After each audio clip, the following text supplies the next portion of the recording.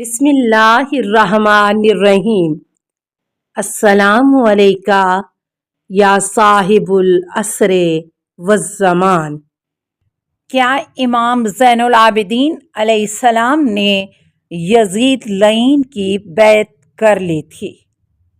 تحریر سید علی اصطق نقوی۔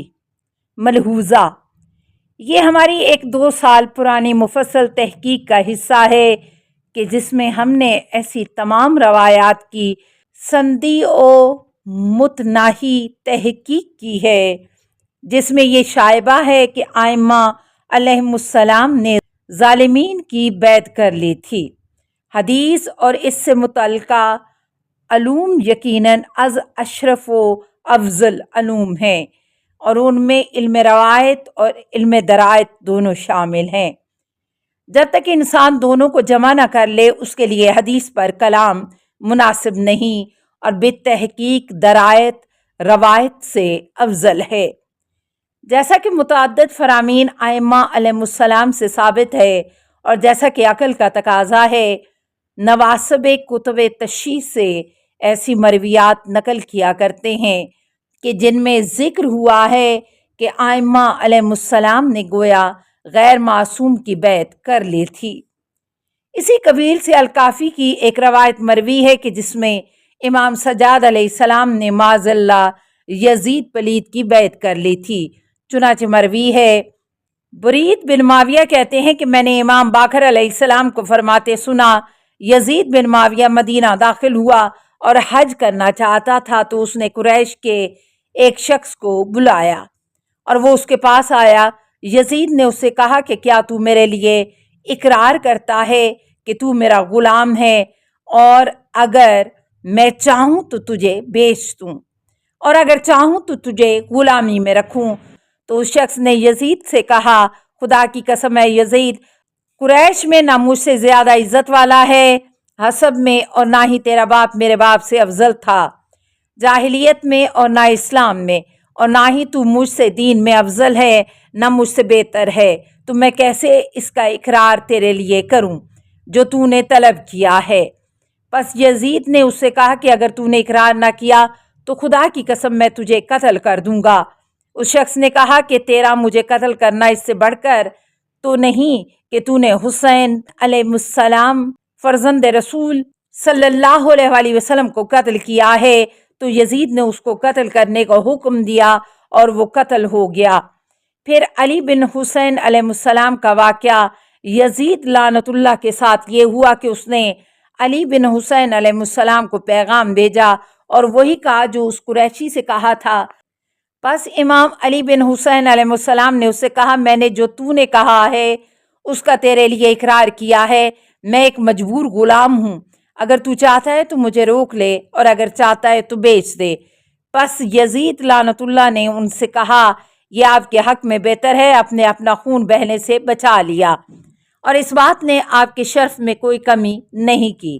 نمبر 1، میں کہتا ہوں کہ اس روایت کی سند صحیح ہے، اگرچہ ابن محبوب نے کئی غرائب کو روایت کیا ہے اور اس نے کئی مقامات میں تدلیس بھی کی ہے جس کو ہم اپنی کتاب الرجال میں واضح کر چکے ہیں، مگر یزید لعین کا مدینہ آنا تواریخ میں وارد نہیں ہوا اور یہ امر ثابت نہیں ہے۔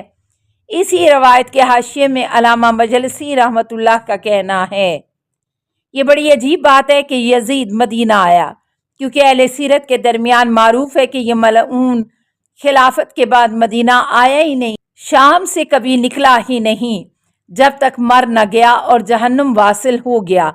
شاید یہ بات مسلم بن عقبہ سے ہے جو اس ملعون کا والی تھا، کیونکہ اس نے اس کو اہل مدینہ کا قتل کرنے بھیجا تھا، پس اس سے وہ جاری ہوا جو واقعہ ہرا میں قتل ہوا تھا، اور یہ منقول ہے کہ اس کے اور امام علی بن حسین علیہ السلام کے درمیان اس کے قریب کا ہی واقعہ پیش آیا تھا۔ پس بعض روایات میں یہ بات مشتبہ ہو گئی۔ نمبر 2، اس میں الکافی کے محقق نے اضافہ کیا ہے اور یہ احتمال بہت بعید ہے کیونکہ مسلم بن عقبہ تو قریشی تھا ہی نہیں، پھر یہ کہ مسعودی نے اس کے برعکس روایت کیا ہے اور کہا ہے کہ مسلم بن عقبہ نے جب امام علی بن حسین علیہ السلام کی جانب نکاح کی تو ہاتھوں کے بل گر گیا اور اس نے کھڑے ہو کر ان سے معذرت کی۔ اس سے اس بارے میں پوچھا گیا تو اس نے کہا میرا دل ان کے روب سے بھر گیا تھا۔ نمبر 3، یہی بات محدث نوری رضی اللہ تعالیٰ عنہ نے خاتمہ المستدرک میں اور علامہ مجلسی رحمۃ اللہ نے بحار الانوار میں بیان کی ہے۔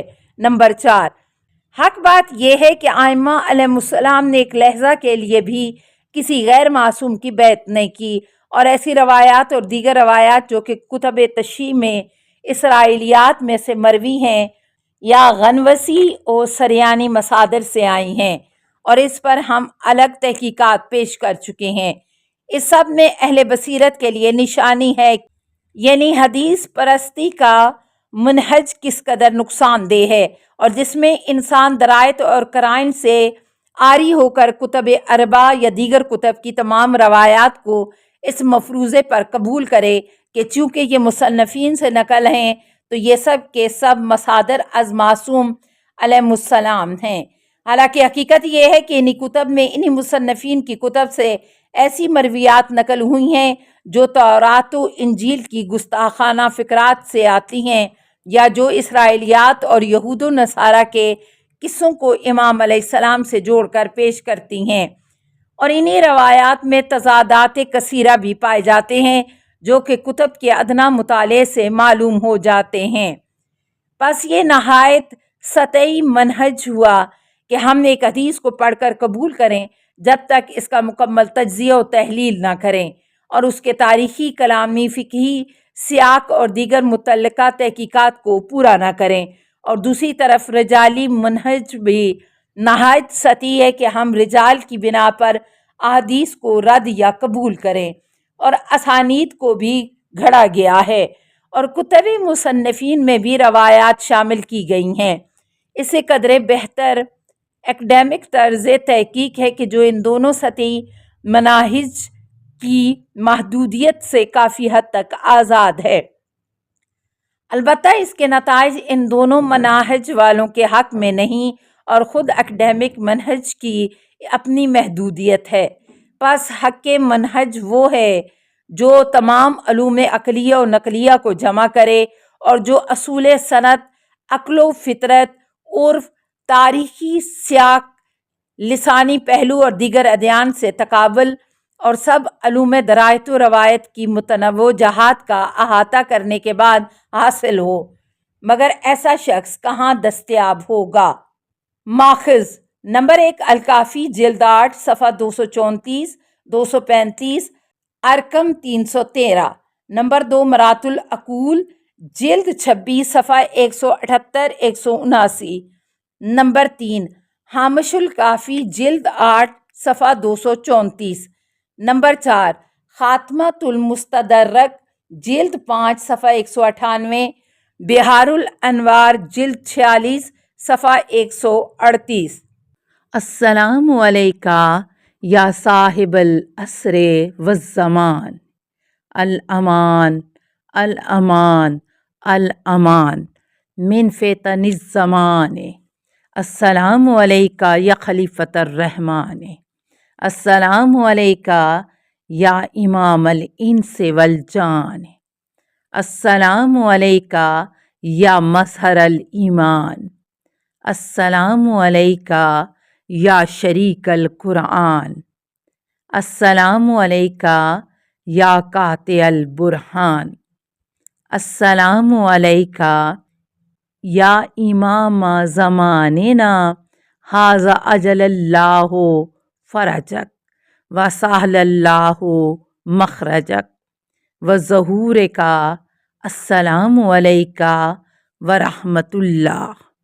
اللہم صلی علی محمد و آل محمد۔